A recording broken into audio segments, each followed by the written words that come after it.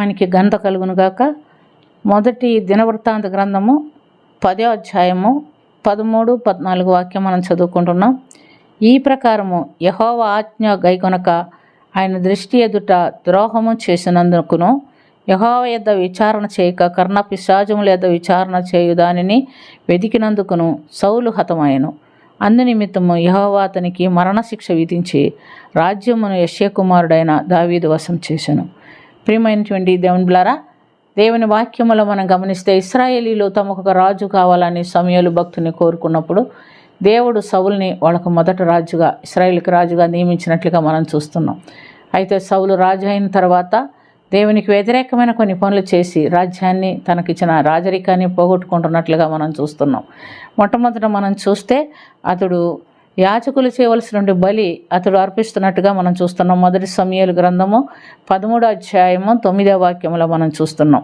సమూయేలు వచ్చి బలి అర్పిస్తానంటే ఆలస్యమైందని అతడు సాహసించి తానే బలి అర్పించినట్టుగా మనం గమనిస్తున్నాం.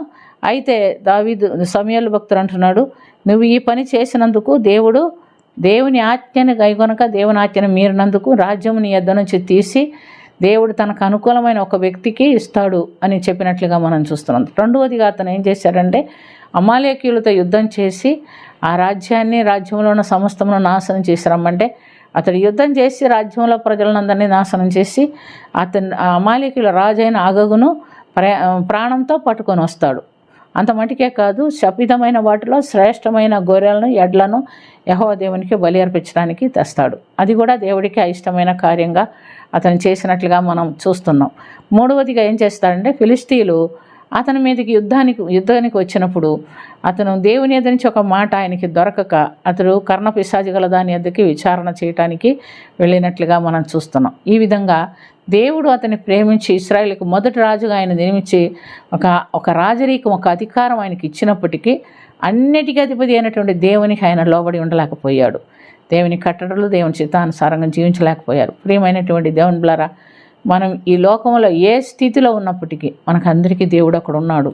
మన దేవుడైన యేసు ప్రభుకు మనం లోబడి లేదా దేవుని కట్టడలకు మనం లోబడి జీవిస్తే తప్ప ఆయన రాజ్యంలోనికి మనము ప్రవేశించలేం. ఆయన దగ్గరికి మనం వెళ్ళాలంటే లేదా ఈ లోకంలో మనం ఉన్నంతకాలము శ్రేష్టమైన జీవితం జీవిస్తే ఉన్నా మనకి ఘనత ఇచ్చే బిడ్డలుగా మనం ఉండాలని దేవుడు కోరుకుంటున్నాడు. మరి ఇశ్రాయేలుకు మొదటి రాజు దేవుడు ఎంతగానో ప్రేమించి ఎన్నికలైనటువంటి సౌలును రాజుగా ఎంచినప్పటికీ అతను దాన్ని నిలబెట్టుకోలేకపోయాడు. కాబట్టి ఎప్పుడైనా దేవుని చిత్తానికి లోబడి, దేవుని వాక్యానికి లోబడి, దేవుని చిత్తంలో మనం జీవిస్తే దేవుడు నిత్య జీవంలో మనం ప్రవేశించబడిందము మనకు తోడుగా ఉండి చేతులు బట్టి నడిపించేవాడుగా ఉంటున్నాడు. ఆయన మాట కాదంటే ఆయన మనల్ని విడిచిపెట్టేవాడుగా ఉంటున్నాడు. కాబట్టి ప్రియమైనటువంటి దేవుని మన జీవితాల్లో మనం ఎప్పుడు కూడా ఇక్కడ శాశ్వత కాలం ఉండము.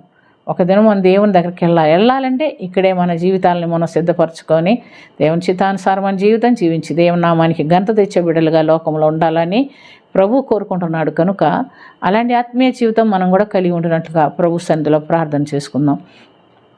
ప్రేమ కలిగిన తండ్రి, కృప కలిగిన ప్రభు, మా జీవితాలు మీ దృష్టికి అంగీకారంగాను ఆశీర్వాదకరంగా ఉండునట్లుగా సహాయం చేయండి. మీ కట్టడలు అనుసరించి, మీ చిత్తాన్ని అనుసరించి జీవించే బిడ్డలుగా మేము ఈ లోకంలో ఉండుటకు సహాయం చేయండి. మీ ఆజ్ఞలకు వ్యతిరేకంగా, మీ చిత్తానికి వ్యతిరేకంగా ఏ కార్యములు మేము జరిగించకుండా ప్రభువా నీ చిత్తానుసారంగా మాత్రమే మేము జీవించినట్లుగా మాకు సహాయం చేయమని, నీ రాజ్యంలో మేము ప్రవేశించుటకు మాకు సహాయం చేయి. చివరి గడియ వరకు కూడా మా ఆత్మీయ జీవితాలను నీ చిత్తానుసారంగా కొనసాగించుటకును సహాయం చేయమని ప్రార్థన ఆలకించినందుకు స్తుతి స్తోత్రం చెల్లించుకొంచున్నాము. నజరుడైన యేసుక్రీస్తు పుణ్య నామమున అది మిక్కిలి వినయంతో అడిగి వేడుకొంచున్నాము తండ్రి.